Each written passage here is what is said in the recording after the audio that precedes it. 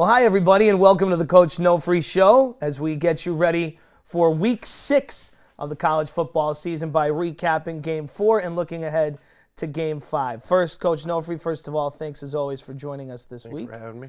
And we revisit the game at Cornell. For the first time this year, you guys are looking to rebound off a loss. They win 43-24. Looked like a hungry team. Was looking for its first win, put up 36 in the first half. What did they bring at you? What was it that made them so effective, especially in the first half? Well, it goes back to, they were hungry.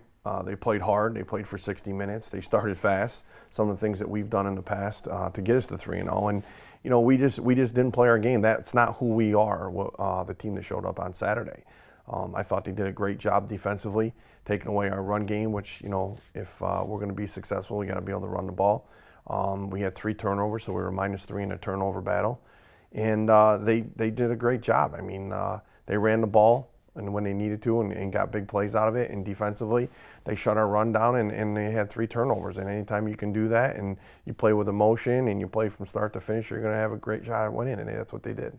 One of the bright spots for you guys was Lucas Nunez, who had 5 catches, his first career touchdown. Ed Cuddy, also the tight end, with a couple of grabs and his first career touchdown. But a guy like Lucas Nunez, I know you're really excited about his speed and his playmaking ability.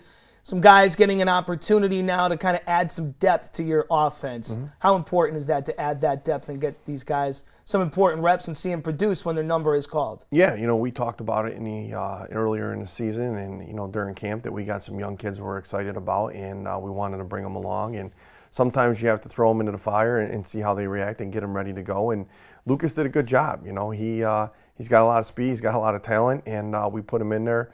He's been playing quite a bit since the first game of the year against Lafayette, and each week we've increased his role.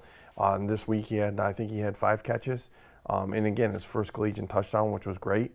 And then Ed Cuddy, who was injured last year, he redshirted as a freshman, didn't play much last year, and then this year we moved him to tight end for the first time, full-time position, and he's done a great job for us. He's done a great job blocking, knows assignments. He caught some balls the other day, caught a touchdown.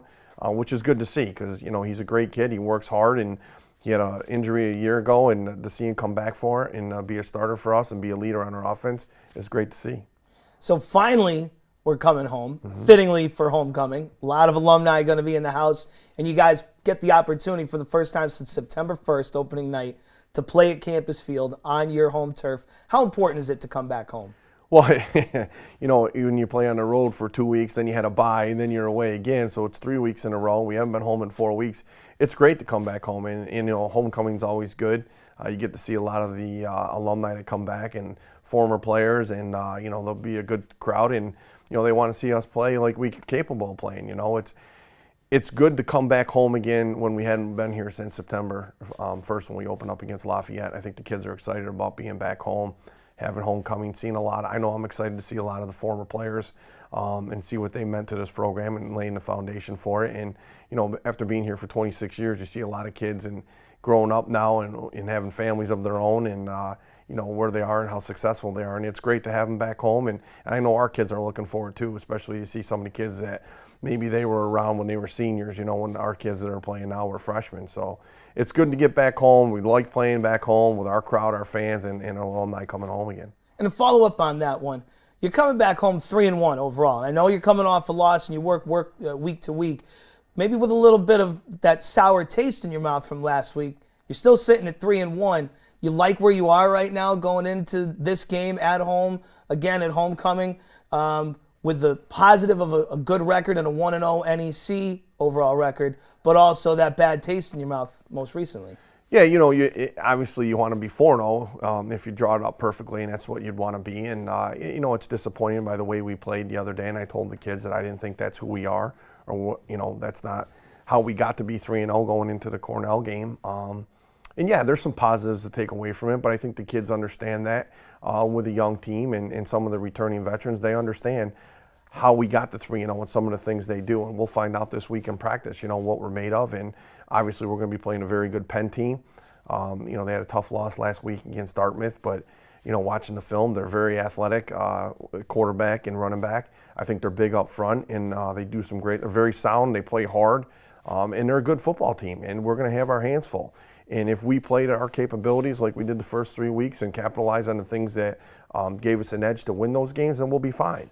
But if we don't show up and we turn the ball over and we can't, get going in the run game and then stop the run on defense, then we're gonna have problems. But again, it's the time to come home, regroup, understand, learn from the mistakes that we made last week, move forward, and let's go back to playing Pioneer football like we know we can. Very good. That's coming up Saturday afternoon. It's also Breast Cancer Awareness Day, another important initiative that Sacred Heart Football is supporting. So thank you for that. We look forward to Saturday afternoon. Thanks, me too. Looking forward to getting back on the call as well. We'll have the call for you on NEC Front Row at 3 p.m. if you can't make it. Good luck in the baseball playoffs. One from a Red Sox fan to a Yankee fan. I don't know if I'm gonna, totally mean it when I say good luck, but looking forward to maybe talking some baseball with you in the next couple of weeks as well. Let's hope it is the Yanks and Sox. That's what everyone's hoping for. It is Sacred Heart and Penn on Saturday afternoon at 3. Again, the call on NEC Front Row. And we hope you'll join us at Campus Field if you're available at 3 p.m. for homecoming.